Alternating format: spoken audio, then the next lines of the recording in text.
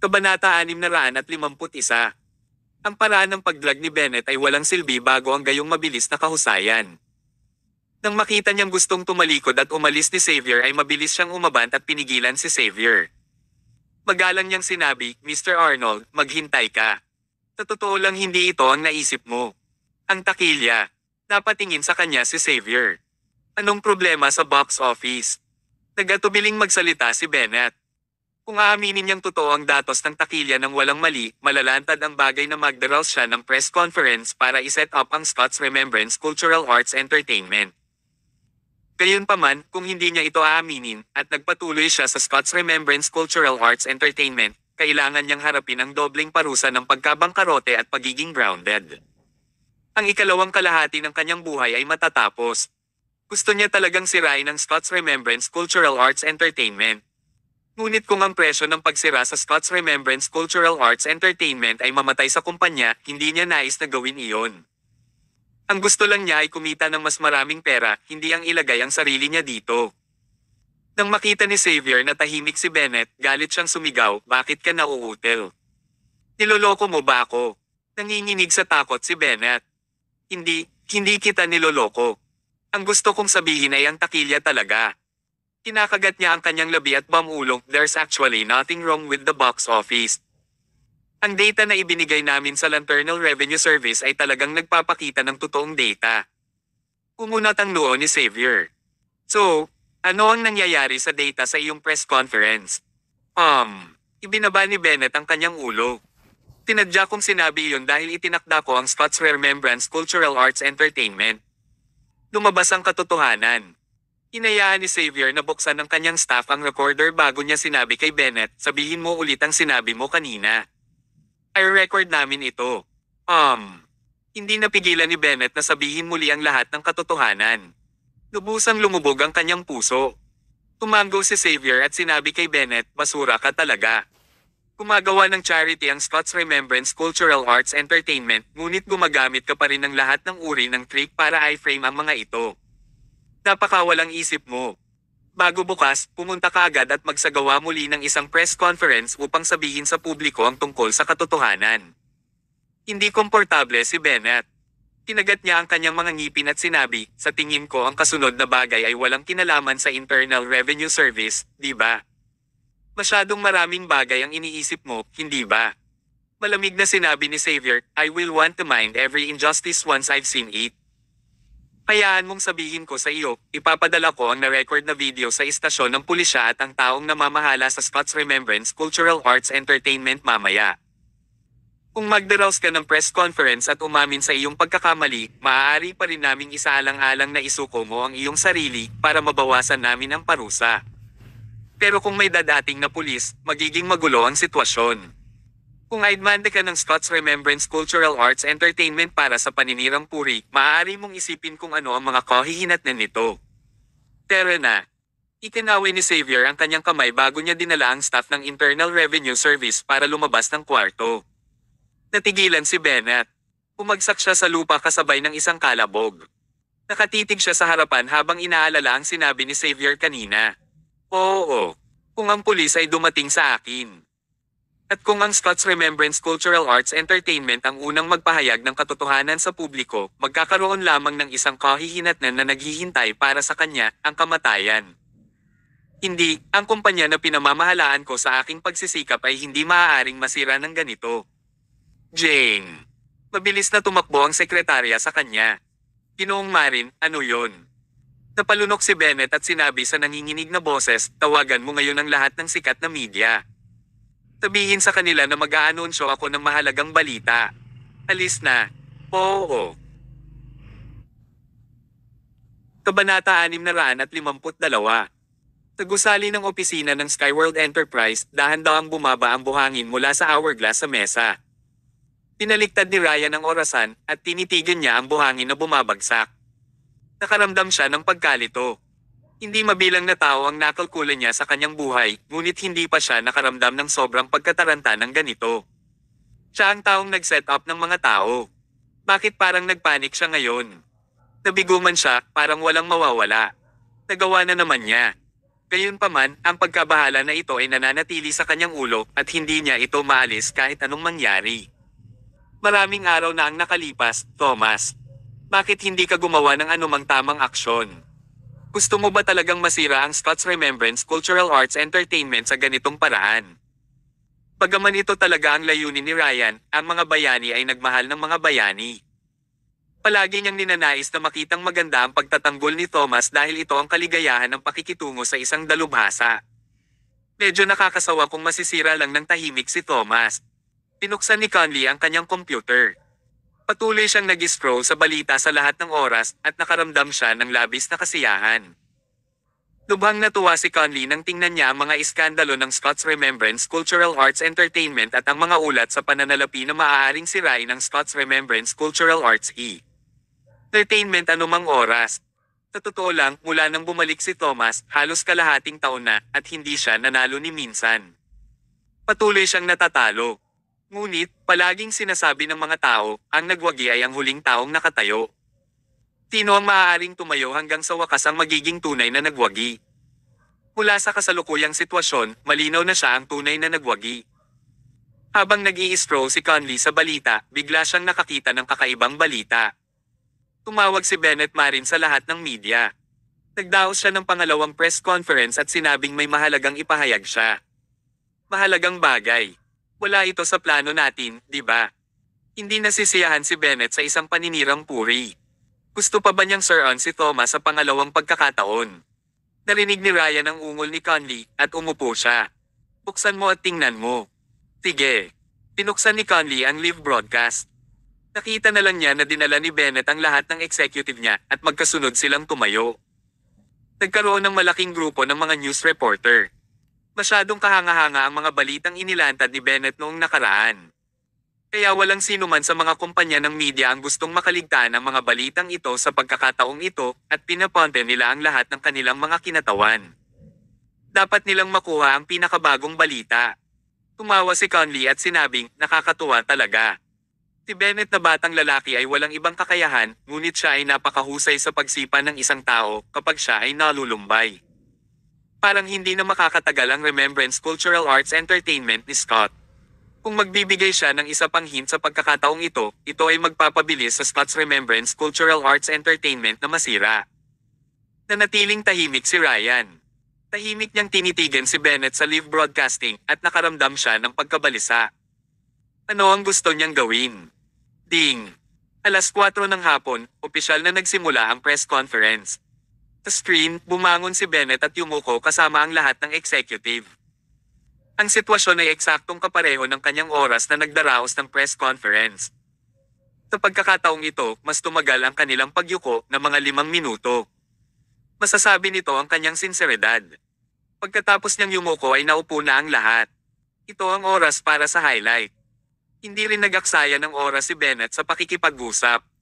He just opened up and said, "We've gathered everyone here this time, not for other things." Tungkol pa rin sa kita sa takilya ng 100,000 soldiers. Ngayon, may gusto akong linawin. Actually, hindi peke ang box office. Ginawa ko lang ang mga bagay na sinabi ko dati. Minsan, ang pagsasalita ay mas malakas kaysa sa bomba. Ang ilang mga pangungusap ay nagulat sa lahat sa lugar at sa mga manunood sa harap ng telebisyon. Ano ang ibig sabihin nito? Ang magkapatid na Hudson sa harap ng computer ay lubos ding natulala. Kabanata 653. Nakatitig sa kawalan si Conley habang sinasabi, baliw ba itong walang isip na ito? Ano ang sinusubukan niyang gawin? Hindi umimik si Ryan, ngunit ang nanginginig niyang mga kamay ay halata na siya ay sobrang nabalisa. Gumawa ng counter-attack si Thomas. Sa wakas nakagawa siya ng counter-attack. Alam niyang imposibleng madaling malutas si Thomas. Siya ay isang malakas na kalaban, kaya tiyak na nagtago siya ng isang malakas na pamamaraan na ipapatupad sa pinakakritikal na oras. Ngayon ang pinakakritikal na oras. Sa screen. Napatulala din ang mga reporters on the spot. Sa huling press conference, sinabi ni Bennett na peke ang box office at inilantad niya ang krimen ng Scots Remembrance Cultural Arts Entertainment. Pero, ngayon ay bigla siyang lumundag at sinabing walang masama sa takilya at gawa-gawa lang niya ang lahat. Haha, niloloko ba niya ang lahat? Naturally, ang isang malaking bagay na may ganitong uri ng pagkakakilanlan ay hindi magkakaroon ng oras upang lokohin ang lahat. Itinaas ng mga reporter ang kanilang mga kamera at patuloy na kumukuha ng litrato. Huminga ng mahabang hininga si Bennett at sinabi niya, gusto kong humingi ng tawad sa lahat na nagsinungaling ako sa nakaraang press conference. Ang ipinakitang-kita sa takilya ng 100,000 soldiers ay totoo at maaasahan at walang mali dito. Ang tinatawag na totoong dataset na ibinigay namin ay talagang peke. Tinadya naming siraan ng Scots Remembrance Cultural Arts Entertainment. Kasalanan ko ito. Nainggit ako sa Scots Remembrance Cultural Arts Entertainment para sa kita ng pera at naiinggit ako sa kanila sa pangangibabaw sa merkado. Kaya, nakipagtulungan ako sa ibang mga kumpanya dahil gusto naming kunin ang pagkakataong ito para sirain ang Scots Remembrance Cultural Arts Entertainment. Sorry talaga. Ito ay ganap na nasa Syria. Ang lahat ng mga reporter ay bumuka ang kanilang mga bibig at hindi sila naniniwala sa katotohanan ng bagay na ito. Sabay-sabay niyang sinabi. Mapagkakatiwalaan pa kaya nila si Bennett. Walang nakakaalam kung talagang sinisiraan niya ang Scots Remembrance Cultural Arts Entertainment o napilitan siyang sabihin iyon pagkatapos ng pagbabante ng kumpanya. Kasunod nito, ang mga reporter ay patuloy na nagtatanong. Nagtanong sila sa pamamagitan ng mga tanong dahil gusto nilang mahanap ang katotohanan ng bagay. Sa oras na ito, tahimik ang opisina ng chairman sa Skyworld Enterprise. Pinuksan ni Conley ang kanyang mga mata ng husto, natigilan. Kahit na ano, hindi niya maisip kung bakit gustong magsagawa ng press conference si Bennett at magsabi ng ganito. Baliw ba siya? Kung ginawa niya iyon, anong uri ng kalamangan para sa kanya? Baliw siya. Baka baliw siya. Sabi ni Conley, naiintindihan ko. Siguradong kinidnap ni Thomas ang mga miyembro ng pamilya ni Bennett at pinilit siyang sabihin ito. Umalaklak si Ryan. Imposible. Bakit? Dahil krimen ang kidnapping, haharapin siya. Sa oras na iyon, mapapabilis nito ang pagkasira ng Remembrance Cultural Arts Entertainment ni Scott at hindi na niya maibabalik ang sitwasyon. Sa karunungan ni Thomas, hindi siya gagawa ng mali para iligtas ang kanyang sarili. Napakamot ng ulo si Conley. So tell me, paano nagawa ni Thomas iyon? Umangat ang ulo ni Ryan at tumitig sa kisame. Kung alam ko kung paano niya ginawa ito, pinigilan ko na siya sa simula. Pero, hindi ko talaga alam iyon. Walang sandaling naramdaman ni Ryan na walang magawa ng ganito ngayon. Ito ang unang pagkakataon na naramdaman niyang nawala siya sa katalinuhan. Talagang nawala siya. Ang perpektong plano na pinag-aralan niya ay mukhang perpekto, ngunit madali itong nasira ni Thomas. Ito ang distansya sa pagitan ng kanilang mga kakayahan. Paano kayang bayaran ng isang lungsod ang dalawang pinuno ng sabay? Thomas, pinapasaya mo talaga ako at nalulungkot. Karapat-dapat na maging masaya na magkaroon ng ganoong kalaban sa kanyang buhay. Ngunit talagang nakakalungkot na magkaroon ng kalaban sa buhay niya. Nawala na naman si Ryan. Kabanata 654. Hindi ako naniniwala dito. Hindi ako naniniwala. Walang awa na inihagis ni Conley ang tasa ng tsaa sa mesa sa lupa at galit siyang umungol. Paano posible para kay Thomas na sirain ang gayong perpektong plano? Lumingon siya at tumingin kay Ryan. Hindi pa tayo talo. Tanging si Bennett lang ang nagpakita at inihayag ito ngayon. May pagkakataon pa tayong baliktarin ang sitwasyon. Maaari naming igiit na si Bennett ay nasa parehong gang ni Thomas at maaari kaming makipagtulungan sa ibang mga kumpanya upang harapin sila. Umagalpak ng tawa si Ryan. Paano niya ito ipapaliwanag sa walang isip na ito? Taglit na nag-isip si Ryan bago siya malumanay na bamulong kahit isang tulala na tulad mo ay maiisip ang sitwasyong ito. Hindi ba makukuha ni Thomas? Bukod dito, dahil tumalo ng isang kumpanya at umamin sa pagkakamaling ito, paano ka makakasigurado na walang pangalawa o pangatlong kumpanya? Maghintay at tingnan lamang. Ang Bennett ay simula pa lamang. Ang depensa na inilagay namin sa labis na pagsisikap na buuin ay ganap na babagsak. Dapat sabihin na si Ryan ay may isang medyo tumpak na paghatol sa pagtingin sa mga problema. Ang mga bagay na hinulaan niya ay nangyari pagkatapos ng ilang sandali. Ang mga boss ng ibang kumpanya ay talagang nag-aalangan. Matapos nilang makitang tumayo si Bennett at umamin sa kanyang pagkakamali, pinag-isipan din nila iyon. Kapag may nangunguna, susunod ang ibang tao. Tumindig din ang mga amo ng ibang sinehan at nagkusa na umamin na nagkamali sila, sunod-sunod. Nilinaw muna nila sa official website ang paninirang pawn sa Scots Remembrance Cultural Arts Entertainment bago sila nagkusa na magsagawa ng press conference at humingi ng paumanhin. Ang ilang mga amo ay lumuhad pa sa lugar at nakiusap na patawarin. Ang mga liham ng paghingi ng tawad na may ilang libong salita ay ipinadala sa Scots Remembrance Cultural Arts Entertainment at ang mga ito ay hayagang ipinakita. Sa isang iglap, ang opinyon ng publiko ay ganap na nabago. Dapat itong pakawalan ng mga taong nagpipigil. Maaaring hindi maniwala ang ibang tao na kung tumindig ang Scots Remembrance Cultural Arts Entertainment at sisihin sila sa pag-frame at paninirang puri. Ngunit, sino pa ba ang hindi maniniwala kung ang mga taong ito ay tumalon at sinabi ito? Pinaghihinalaan ng mga tao ang Scots Remembrance Cultural Arts Entertainment ng pagkidnap at pagbabanta, ngunit nang tumayo ang ilang dosenang mga boss. Paano ito magiging kidnapping at pananakot? Kahit gaano pa kahusay ang Scots Remembrance Cultural Arts Entertainment, hindi nila kayang pagtakpan ang lahat. Pinakamahalaga, ang Internal Revenue Service ay nag-publish din ng isang anunsyo sa opisyal na website. Lahat na raw ng mga sinehan ay naimbestigahan na nila at talagang walang problema sa takilya ng 100,000 soldiers. Sa simula, hindi dapat makisali ang Internal Revenue Service dahil sila ang ahensya ng gobyerno. Gayunpaman, naramdaman nila na ang Scots Remembrance Cultural Arts Entertainment ay isang magandang kumpanya na nag-charity, at nagdusa sila sa kawalan ng katarungan. Bilang isang matuwid na partido, walang sino man ang makatiis sa paningin. Sa makatuwid, mamumukod tangi sila at sasabihin ang mga bagay na ito. Ang anunsyo na ito ay nakatanggap din ng magagandang review mula sa mga netizen sa isang pare-parehong paraan.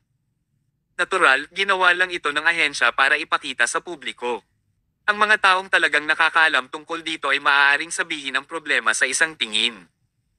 Bilang conclusion, tinutulungan ng Internal Revenue Service ang Scots Remembrance Cultural Arts Entertainment. Si Ryan ay natural na makapagsasabi ng problema. Sumandal siya sa likod ng sofa, inangat ang ulo, at mapait na ngumiti. Marahil ay alam na niya kung ano ang problema. Nag-aalalang tanong ni Conley, anong tinatawa-tawa mo? Bakit hindi ka gumawa ng paraan para mabago ang sitwasyon? Hindi na natin ito mailigtas. Ano? Ang mga ahensya ng gobyerno kabilang ang Internal Revenue Service, maging ang korte, at pulis ay nagtutulungan at alamin ang problema sa napakaikling panahon. Tanging ang pamamaraang ito ang makapagpapatingkad sa mga boss ng 12 ng mga sinehan at umamin sa kanilang mga pagkakamali. Hindi naman pwede. Diba? Sinabi ni Conley. Kung gusto mong makipagtulungan at gumawa ng mga aksyon ng malalakas na ahensyang ito, at kailangan pa nilang maging determinado at matatag, hindi iyon magagawa ng isang ordinaryong tao. Umalaklak si Ryan. Kaya, sa likod ng Scots Remembrance Cultural Arts Entertainment, dapat mayroong isang malakas na halimaw na imposibleng mahawakan natin. Ang taong makapag-uutos ng mga kapangyarihang ito ay maaaring ang Diyos para sa atin. Sa pagkakataong ito, napagtanto din ni Conley ang kalubhaan ng problema. Nakatitig siya sa kawalan at habang sinasabi, hindi. Hindi pwede, di ba? Si Thomas ay isang retiradong sundalo. Paano siya magkakaroon ng ganoon kalakas na kapangyarihan? Haha, sinong nakakaalam? Kabanata 655. Huminga ng mahabang buntong hininga si Ryan. Sa pagkakataong ito, iubos siyang kumbinsido at natalo. Si Thomas ay hindi lamang mas makinang kaysa sa kanya, at ang kanyang kapangyarihan ay hindi bababa sa 100 beses na mas malakas kaysa sa kanya. Sa harap ni Thomas, sa wakas ay naramdaman niya ang ibig sabihin ng pakiramdam na maliit. Bang! Itinulak ang pinto. Isang pares ng mga pulis na nakasuot ng kumpletong uniforme ang sumugod. Nagtanong ang pinuno sa harapan, ikaw ba sina Conley Hudson at Ryan Hudson? Umunat ang noo ni Conley. Ako ito. Bakit? Sinabi ng opisyal ng pulisya, naghihinala na kami ngayon na ikaw ang nag-udyok at nag-utos sa ibang tao na sadyang sir-on ng Scots Remembrance Cultural Arts Entertainment. Pinaghihinalaan kang gumawa ng mga kriminal na aktibidad. Tumama ka sa amin. Biglang nahulog ang mga dokumento ni Conley. Ang kabiguan sa pagkakataong ito ay iba sa nakaraan. Noong natalo siya dati, nagkaroon pa rin siya ng pagkakataong maulit ito. Nang matalo siya sa pagkakataong ito, parang walang posibilidad na maulit ito. Tuluyan na siyang natalo. Kawakas natapos ang kwento ng mga eksperto sa negosyo, sina Conley Hudson at Ryan Hudson. Ang naghihintay sa kanila ay ang mahirap na buhay sa kulungan. Labas mo sila. Ang mga kapatid ay pinusasan at dinala ng mga pulis. Mula ngayon, hindi na magkakaroon ng alamat ng Skyworld Enterprise. Scott's Remembrance Cultural Arts Entertainment ang tanggapan ng chairman. Si Thomas ay nakaka-relax na umupo sa sofa at hawak niya ang isang tasa ng tsaa habang maingat na tinitikman ito. Hinawakan ni Ana ang kanyang laptop at nagmamadaling pumasok. Puno ng masasayang ngiti ang kanyang mukha. Thomas, hindi ka kapanipaniwala. Katulad ng sinabi mo. Lumabas ang mga amo ng lahat ng sinehan at lantarang humingi ng tawad. Wala tayong kailangang gawin at malinis na ang ating pangalan. Tumawa si Thomas nang walang sinasabi. Nasa kontrol niya ang lahat. Nilagay ni Ana ang laptop niya sa tea table. She tapped the news while saying, hindi lang yan, tumindig at humingi ng tawad iyong mga reporter na nangiinsulto sa amin. Bukod dito, sinusubukan nila ang kanilang makakaya at gusto nilang pabyusan ang pagkawala ng reputasyon natin. At saka, iyong mga netizens na nanlait sa amin ay nag-iwan na ngayon ng kanilang mga komento sa aming opisyal na page. Nakikiusap sila na patawarin natin sila at huwag daw silang madaling maniwala sa paninirang puri at maling akusahan ang mabubuting tulad natin. Nakagawa na kami ng napakaraming bagay para sa kawang gawa, ngunit ginawa pa rin nila kami kasama ng mga masasamang tao. Ngayon, lumalabas ang katotohanan at pinagsisisihan nila ito. Handa silang gawin ang lahat para makabawi sa pagkakamaling nagawa nila. Gayun din. Pinisil ni Thomas ang kamay ni Ana, ngumiti, at sinabing, sige, hulaan ko kung ano ang gusto mong sabihin. Hindi mo na kailangang sabihin pa. Nag-thumb up si Ana. Thomas, I'm really convinced. Ano ang ibig sabihin ng muling pagsilang pagkatapos mapunit? Keto na. Ang ibang mga tao ay naglagay ng isang pambobola na bitag para sa amin at nagbigay ka ng isang kontrapatay. Ito ay hindi ka panipaniwala.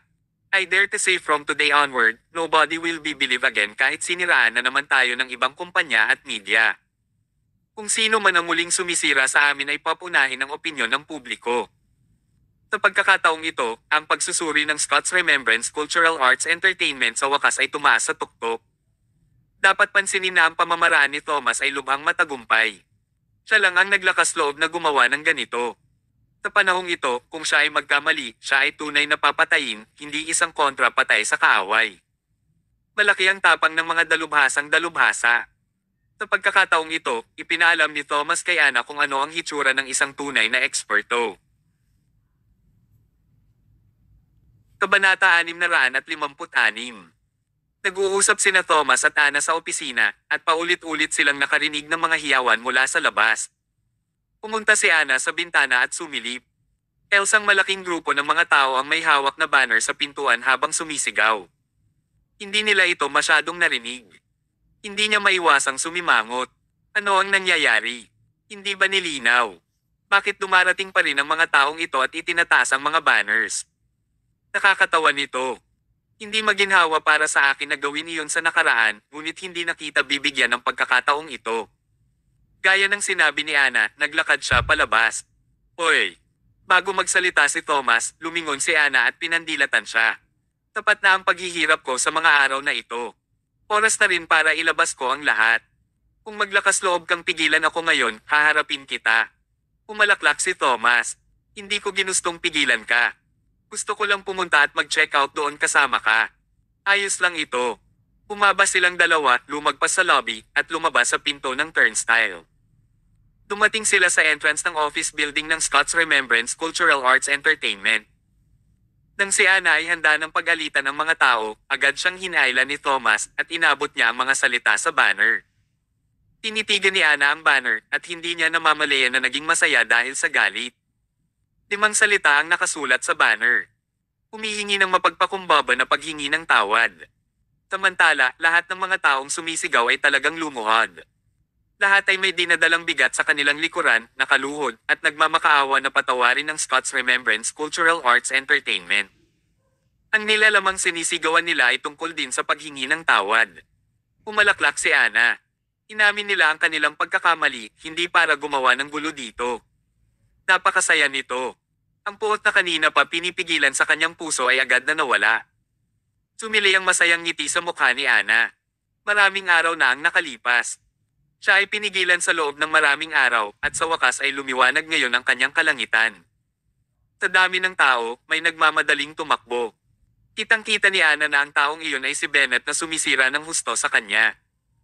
Pumunta siya sa harapan, nagpakita ng malaking ngiti, at sinabing, "Miss Caspian, Mr. Mayo, naparito ako para humingi ng tawad sa inyo." Naalala pa ni Ana ang sama ng loob noong nakaraan. She scoffed. Humingi ng tawad. Haha, hindi ko kayang tiisin. Pagkatapos mo kaming palayasin noong nakaraan, wala na kaming puwang para magkasundo pa. Ang kanyang pagkababae ay ipinakita sa oras na ito. Si Bennett ay handa rin sa pag-iisip na tanggihan. Puno ng tuwa ang kanyang mukha habang sinasabing, "Miss Caspian, napakalayo mo kapag sinabi mo iyan." Laging sinasabi ng mga tao, mas madaling makipagkasundo sa iyong kaaway kaysa makipagkaaway. Tinadya kong pumunta sa pagkakataong ito para humingi ng tawad sa iyo. Gaya ng sinabi niya, sinulyapan niya ang kanyang sekretarya. Agad na naglabas ng bagong kontrata ang sekretarya at ipinakita ito kay Ana. Para ipakita ang sinseridad ko, Miss Caspian, ito ang bagong kontrata mula sa aking sinehan. Handa kaming magbigay ng 20% na higit pa sa kita sa takilya ng 100,000 sundalo. Sana lang mapatawad mo kami. Ano ang iyong palagay tungkol sa mga ito? Hindi mo dapat sampelan ang taong nakangiti sa iyo. Napakatalino ni Bennett sa aspetong ito. Siya ang nagkusa na humingi ng tawad at siya ay tunay na taos puso. Hanggat mapatawad siya, maaari niyang pag-aanan ang kanyang relasyon sa Scott's Remembrance Cultural Arts Entertainment upang hindi siya magulo sa hinaharap. Sa kabilang banda, maiiwasan din niyang mademanda ng paninirang puri sa korte ng Scott's Remembrance Cultural Arts Entertainment at kakailanganin niyang magbayad ng mas maraming pera para sa kabayaran. Dapat lang na gumastos siya ng pera para mawala ang mga sakuna na iyon ngayon. Ayaw tumingin sa kanya si Ana.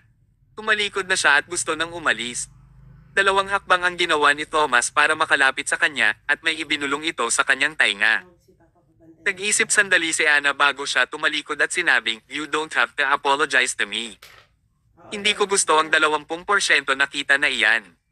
Maaari mo lang itong ibigay sa mga taong nasugatan ng sunog sa parke ng kagubatan. Kung magagawa mo ito, ipinapangako ko na hindi ko na ito titingnan pa." Sige, kaya ko ito. Tuwang-tuwa si Bennett. Ang kanyang pagbisita ngayon ay lubos na sulit nang makuha niya ang pangako ni Ana. Kabanata 657. Pagkatapos, dinala ni Bennett ang kanyang mga tao at umalis. Nakahinga ng maluwag si Ana at sinabi niya, hindi talaga madaling hayaan ang mga bloodsucker na ito na kunin ang pera. Umalaklak si Thomas. Although may mga hadlang, maganda pa rin ang ending. Ang review ng Scott's Remembrance Cultural Arts Entertainment ay napakahusay at may mas maraming pera para sa donasyon ngayon. Tinulyapan niya yung mga taong nakaluhod habang nagsisisi. Tinabi niya kay Ana, hindi mo na rin hayaang lumuhad ang mga taong ito. Kung tutuusin, naloko sila. Kalimutan mo na lang yan. Napatingin si Ana sa kanyang relo. Naloko sila, so, hindi ba't sinaktan din nila ang kumpanya natin? Hindi pa rin sapat ang oras para lumuhad sila. Kapag tapos na ang oras, gagawa ako ng arrangement. Pagkasabi niya nun tumalikod na siya at umalis. Siya ay pinigilan ng walang awa ilang araw na ang nakalipas. Kahit maganda ang ending ngayon, gusto pa rin niyang ilabas ito. Hindi napigilan ng dalagang ito na magkaroon ng kaunting init ng ulo. Walang magawa si Thomas na nagkibit balikat siya. Nagring ang phone niya sa oras na ito. Tinagot niya ang tawag. Sa kabilang dulo ng tawag, narinig ang boses ni Samson. "Hello? Boss, pinapunta ang magkapatid na Hudson. Please pumunta ka ngayon." "Sige, nakuha ko." Pagkababa ni Thomas, itinaas niya ang ulo at tumingin sa langit. Bulong niya sa sarili, "Scott, nakita mo ba? Tina-frame ka ni Conley at inaresto ko siya. Wala na rito ang Skyworld Enterprise. Makakapagpahinga ka na sa kapayapaan ngayon." Naging madilim ang langit. Umihip ang malamig na hangin. Ang malaking French window ay kalahating nakabukas at ang kurtina ay natangay ng hangin. Ang Diyos ng digmaan ay patuloy na nakaupo sa upuan sa opisina ng punong opisyal habang si Samson ay nakatayo sa harap niya. Tap, tap, sunod-sunod na yabag ang narinig. Ipinadala sina Conley at Ryan ng mga pulis at ang kanilang mga kamay ay nakaposas. Nagtataka silang dalawa kung bakit hindi sila ipinadala sa himpilan ng pulisya at hindi na uwi sa kulungan. Sa halip, ipinadala sila sa opisina ng punong opisyal na namamahala sa Southland District. Ito ay lubhang kakaiba. Tap, tap. Dahan-dahang tinapik ni Thomas ang mesa gamit ang kanyang mga daliri at gumawa ito ng napakalinaw na malalakas na tunog ng pagtapik. Hindi naiwasang magtaas ng ulo ang magkapatid. Matapos nilang titigan ang nasa upuan, sabay silang nakaramdam ng matinding gulat. Nalaglag ang kanilang mga panga sa gulat. Ito ay hindi kapanipaniwala. Mahirap para sa kanila na paniwalaan ito. Hindi maipaliwanag ang pagkagulat nila. Ang taong nakaupo sa upuan ay walang iba kundi ang kanilang kaaway, si Thomas. Thomas Mayo, bakit ka nakaupo dito? Laminggalinga si Conley sa paligid bago siya tumingin kay Thomas. Naghinala siya na parang nananaginip siya. Hindi niya ito insep na mali. Pagdating niya, nakita niyang napakalinaw na ang lugar na ito ay gusali ng opisina ng punong opisyal na namamahala at pumasok din sila sa opisina ng punong opisyal na namamahala. Ngunit, bakit si Thomas ang taong nakaupo doon? Hindi niya ito naintindihan. Mabilis na natulala si Ryan pagkatapos niyang makaramdam ng pagkagulat sa ilang sandali. Bagamat ayaw niyang maniwala, nahulaan na niya ang pagkakakilanlan ni Thomas mula sa lahat ng uri ng ebidensya. Sa makatuwid, umangat ang ulo ni Ryan at tumingin kay Thomas. Seryoso ang ekspresyon niya at malalim ang tono. Hello, Thomas. Naku, dapat kitang tawaging Mr. Chief Officer in Charge ng Southland District. Ang punong opisyal na namamahala sa Southland District. Matapos marinig ni Conley ang pamagat na ito, labis siyang natakot kaya nakaramdam siya ng panghihina. Hindi man lang siya makatayo, nahulog siya sa lupa. Hindi maaari, di ba? Kabanata 658. Hindi matanggap ni Conley ang ganoong bagay. Anong klaseng biro ito? Ang taong nakipagkumpetensya sa kanya ay talagang ang punong opisyal na namamahala sa Southland District. Nangangahulugan ba ito na sa simula pa lang ay nakatadhana na siyang matalo? Bakit niya sinalungat si Thomas noon? Inangat niya ang ulo niya at tumingin kay Thomas. Hindi makapaniwalang tanong niya, hindi, imposible ito. Kung ikaw talaga ang punong opisyal na namamahala sa Southland District, matatalo mo na lang ako anumang oras, di ba? Bakit mo gagawing komplikado at mag-aaksaya ng maraming oras? Thomas Mayo, itigil mo na ang pagpapanggap. Nanatiling kalmado si Thomas nang harapin ang akusasyon. But, Ryan chuckled, and he awkwardly said, I should have thought about this a long time ago. Ilang beses kaming natalo dahil kasali ang mga ahensya ng gobyerno. Sa pagkakataong ito, nagtulungan pa ang Korte, Internal Revenue Service, at Police. Kung ang iyong katayuan ay hindi pambihira, imposible para sa iyo na makamit ito. Sinabi niya ito kay Conley at sinabi rin niya ito sa kanyang sarili. Napalunok si Conley. Ito ang katotohanan at kailangan niyang paniwalaan ito kahit na hindi. Ngunit, hindi pa rin siya kumbinsido. Tinitigan niya si Thomas at sinabing, so, sinadya mo bang manloko? Napakataas ng status mo. Bakit ka pa nakikipagkompetensya sa akin? Kalmadong nagtanong si Thomas, alam mo ba kung bakit gustong hulihin ni Tom si Jerry? Nahuli ni Tom si Jerry. Dumura si Conley. Ano ang kinalaman nito sa akin? Sagot ni Thomas sa sarili niya. Nahuli ni Tom si Jerry para masaya. Nakikipagkompetensya rin ako sa iyo para sa parehong dahilan. Pinilit mong magpakamatay ang kapatid ko. Sa tingin mo ba madali lang kitang papatayin? Ang kanyang mga salita ay nagpalubog sa puso ni Conley. Masasabing hindi siya seneryoso ni Thomas sa simula pa lang. Ang pakikitungo sa kanya ay talagang nakikipaglaro sa kanya na parang tanga. Gaano man kahirap si Conley, hinding-hindi niya matatalo si Thomas. Mawawalan lamang ng pag-asa ang mga tao pagkatapos nilang makuha ang gusto nila pagkatapos magtrabaho ng husto. Sa oras na ito, ang puso ni Conley ay puno ng kawalan ng pag-asa. Haha, haha. I've worked so long for so long, but I was actually fooled around like an walang isip. Walang isip? Ako ay isang walang isip. Si Conley ay may napakalakas na dignidad at tuluyang nawala ang kanyang espiritu ngayon. Napaupo siya sa sahig habang nakatitig sa harapan. Dahil sa kabiguan sa pagkakataong ito, nawala sa kanya ang lahat. Nabigo siya ng husto. Sa sandaling pilitin niya si Scott sa dead end, ang pagtatapos na ito ay nakatadhana para sa kanya. Kaya laging sinasabi ng mga tao, palaging binabantayan ng Diyos ang iyong ginagawa. Ang mabuti at masama ay palaging gagantimpalaan sa huli. Ibinaba ni Thomas ang kanyang kamay. Ilabas mo siya. Conley Hudson, ang naghihintay sa iyo ay ang walang katapusang buhay sa kulungan. Maaari kang magsisi sa kulungan. Ang amo ng nangungunang negosyante ay nawala ng lahat at nakulong. Ang masasabi niya lang, deserved it. Malakas na sigaw ni Conley. Itinapon niya ang lahat ng kanyang dignidad bilang isang tao habang sumisigaw siya, Thomas, hindi mo ito magagawa sa akin. Ako ang chairman ng Skyworld Enterprise. Isa akong malaking shot sa mundo ng negosyo ng Southland District.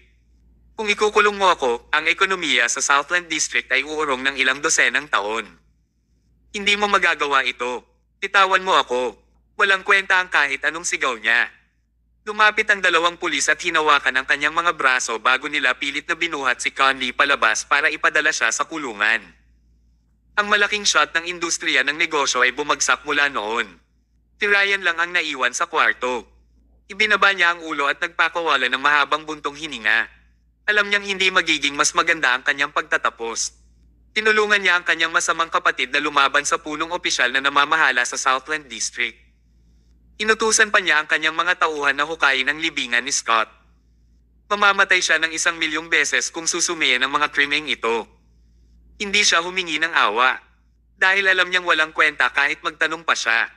Anong uri ng pagtatapos ang naghihintay sa kanya? Kinawian ni Thomas ang kanyang kamay at dinala ni Samson ang iba pang mga tao upang umalis sa opisina. Pagkatapos, dahan-dahang sinabi ni Thomas, Ryan Hudson, mayroon kang napakalakas na kakayahan. Ang iyong mga medikal na kasanayan ay advanced at ikaw ay napakatalino. Ang isang taong tulad mo ay hindi dapat magtrabaho para sa isang masamang tao tulad ni Conley. Napangiti ng mapait si Ryan habang umiling. May sarili akong dahilan. Ngunit, huli na para sabihin ang anumang bagay ngayon. Ginoong Mayo, handa akong tanggapin ang lahat ng parusa, kaya lang hindi na niya napagtanto ang hindi kumpletong hiling niya. Hindi na siya magkakaroon ng pagkakataong makita muli si Vanny. Nanatiling kalmado si Thomas. Kinuha niya ang tasa sa mesa at humigop. Tahimik lang siya habang nakaupo na parang may hinihintay. Nang sandali pa ay bumukas na ang pinto. Sunod-sunod na yabag ang narinig. Kasabay ng mga yabag, isang malinaw na sigaw ng babae ang narinig. Brian. Parang pamilyar ang boses. Muli niya itong narinig pagkatapos ng maraming taon. Biglang tumalikod si Ryan. Napagtanto niya na ang nakatayo sa kanyang likuran ay si Vanny, ang kanyang pangarap na babae na labis niyang namiss sa loob ng maraming taon. Vanny.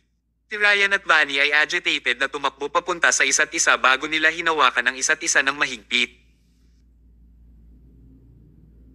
Kabanata 659. Nakakatouch ng sitwasyong ito. Ibinaba ni Thomas ang kanyang tasa at napangiti. Ang pinaka nagustuhan niya ay ang makitang masaya ang ibang tao. May iba pa bang mas masaya sa mundo kaysa makitang masaya ang ibang tao? Pagkatapos nilang magkayakap ng matagal, humiwalay na sila sa isa't isa. Lumapit si Ryan para haplasan ang mukha ni Vanny. Pakiramdam niya ay nananaginip siya dahil parang hindi totoo ang lahat. Tanong niya, Vanny, paano ka nakabalik? Bakit hindi ka pumunta at makita ako pagkatapos mong bumalik? Saan ka nagpunta nitong mga taon? Sinabi sa kanya ni Vanny ang lahat ng nangyari nitong mga taon sa mas simpleng paraan at humihikbi na tono. Sa oras na ito, alam ni Ryan na labis ang paghihirap ni Vanny nitong mga taon. Alam pa niyang iniligtas ni Thomas ang buhay ni Vanny at siya ang taong tumulong sa kanilang dalawa na magkabalikan at magkabalikan. Ngunit, patuloy na hinarap ni Ryan ang kanyang tagapagligtas. Siya ay lubos na hindi makatao. Direktang lumuhad si Ryan sa harap ni Thomas na may malakas na kalabog. Ginoong Mayo, pasensya na. Para akong bulag na nilabanan kita. Handa akong tanggapin ang anumang parusa na gusto mong ibigay sa akin. Tumawa ng malakas si Thomas. Matagal na bago siya nakarandam ng sobrang saya. Sabi niya, hindi mo kailangang humingi ng tawad. Hindi ko hinayaan na makilala ka ni Vanny dahil gusto kong subukan ang iyong kakayahan. Ito ay hindi ganap na iyong kasalanan. In fact, ipinakita mo rin sa akin ang napakahusay mong talento. You deserve for me to do so much for you. Brian, ang lupit talaga ng plano mo. Talagang alam mo kung paano gamitin ang aking kabaitan upang lumikha ng pampublikong opinyon at gawing masama ang aking kabaitan. Hindi normal na tao ang makakaisip nito. Sa totoo lang, kung hindi ko sinamantala ang katayuan bilang punong opisyal na namamahala, nahulog ako sa iyong bitag. Hindi ako pumili ng maling tao. Buong pagmamalaking sinabi ni Vanny, I've told you, walang makakatalo sa plano ni Ryan. Pero, mas mayabang na sabi ni Samson, Sop. Ang aming amo ang may pinakamagaling na isip kailanman. Parang dalawang bata ang pagtatalo nilang dalawa. Umalaklak si Thomas. Tinenyasan niya silang manahimik bago sinabi kay Ryan, sige, ayokong mag-aksaya ng oras sa pag-uusap. Hayaan mo akong magbukas sa iyo. Tinulungan at sinubukan kita dahil gusto kitang i-recruit para magtrabaho para sa akin. So, Ryan, willing ka bang magtrabaho para sa akin? Labis na kasiyahan ang naramdaman ni Ryan. Tinapot niya ang kanyang dibdib at sinabing, syempre gusto ko. Simula ngayon, sa iyo na ang buhay ko. Ginoong Mayo, handa akong mamatay kung gusto mo. Great! Taos pusong nakaramdam ng kasiyahan si Thomas nang mag-recruit siya ng isang mahuhusay na subordinate. Tumayo siya mula sa kanyang upuan, gumawa ng 2 hakbang upang sumulong at personal na tinulungang tumayo si Ryan. Habang tumatagal ang tingin niya kay Ryan, mas nagustuhan niya si Ryan. Mula ngayon, maliban kay Samson, si Thomas ay may isa pang maaasahang katulong. Kahit nawala si Thomas, makumplito rin ni Ryan ang maraming bagay batay sa karunungan ni Ryan. Sa ikalawang araw, ang lahat ng media ay naglalathala ng balita upang linisin ang pangalan ng Scott's Remembrance Cultural Arts Entertainment na nagtulak sa kumpanya sa kanyang tuktok muli. Ganun pa man, ang headline ay inagaw ng isa pang balita. Ang Skyworld Enterprise ay isang pirata. Si Conley Hudson ang chairman ay inaresto. Ang mas maikli ang balita ay mas miserable. Ito ang nangungunang kumpanya sa Southland District, pati na rin ang kumpanya na gustong lampasan ng ibang mga kumpanya ang bumagsak sa isang gabi. Ang epekto ng pagbagsak ng Skyworld Enterprise ay nanatiling misteryo. Ngunit isang bagay ang makatitiyak. Ang ibang mga kumpanya ay nagkaroon ng pagkakataon na kunin ang posisyon upang maging pinuno. Bumagsak ang Skyworld Enterprise. Sino ang maaaring pumalit sa Skyworld Enterprise upang maging pinuno? Shalom Technology. O ito ba ay iba pang makapangyarihang mga negosyo na sa una ay nasa pinakamataas na antas? Ang lahat ay hindi sigurado. Ang Southland District ay una ng pinangungunahan ng isang kumpanya at isa na itong pay na pira-piraso ng lahat ng iba pang tao. Kung sino man ang may pagkakataong tumayo habang nagmamadaling maging pinuno, siya ang magiging susunod na pinuno sa Southland District. Ang makatitiyak sa kasalukuyan ay walang kumpanya ang kalaban ng Scott's Remembrance Cultural Arts Entertainment sa Cultural Arts Entertainment. Pinalitan ng Scott's Remembrance Cultural Arts Entertainment ang Hegemony Entertainment bilang ganap na boss sa Culture Arts Entertainment.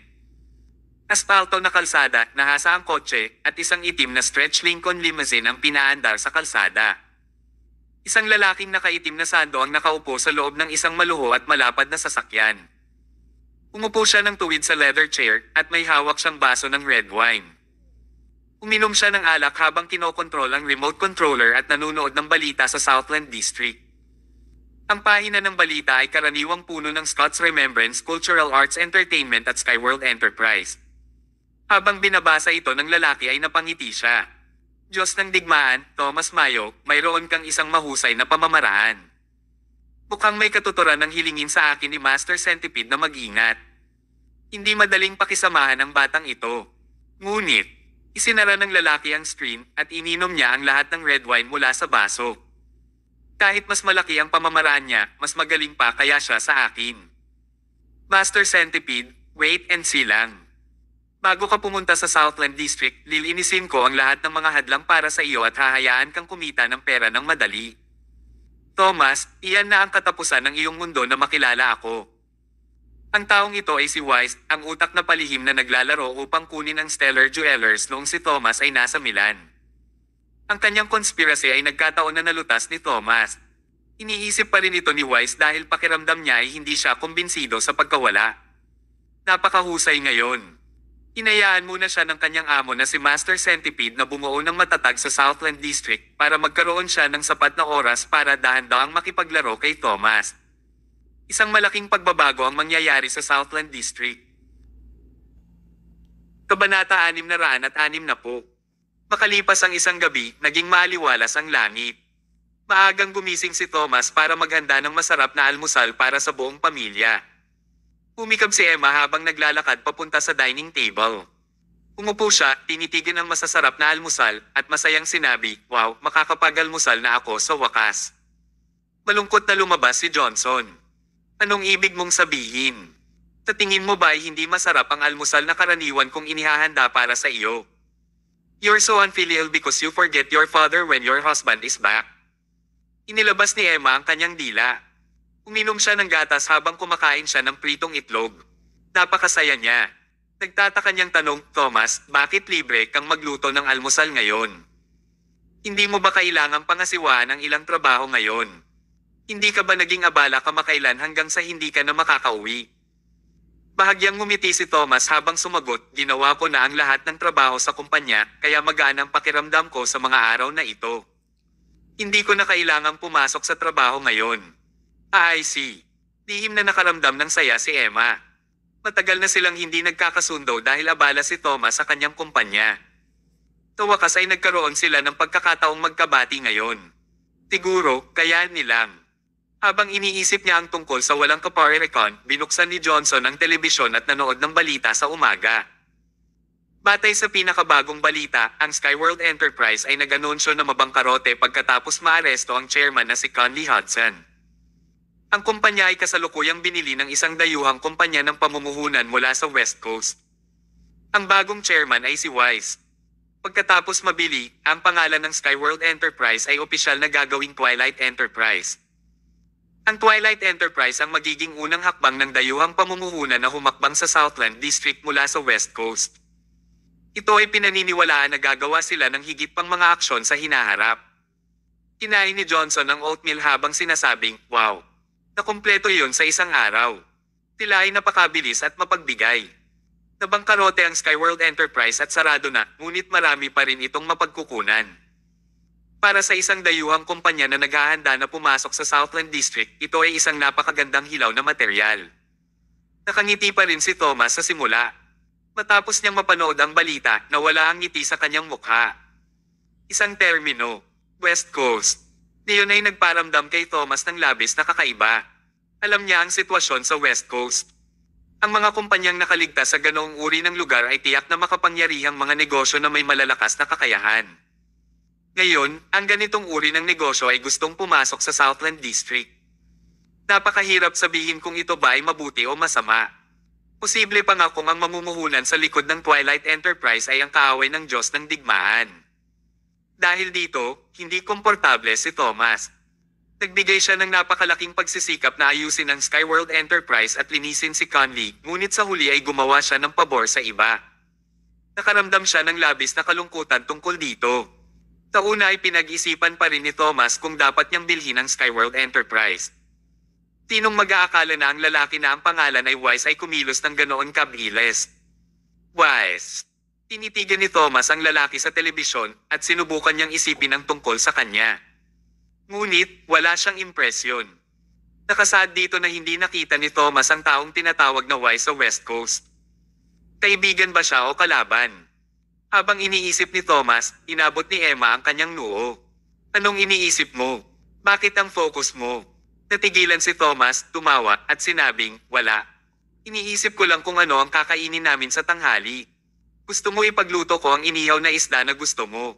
Pinagpag ni Emma ang kanyang daliri. Hindi ako nanananghalian sa bahay mamaya. Ha, may gathering para sa mga high school mates ko.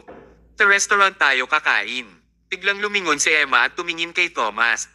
Kuya, since you're so free, why don't you go with me? Maaari mong i-drive ang kotse at maging driver ko. Awkwardly said Thomas, hindi mo ako kaklase.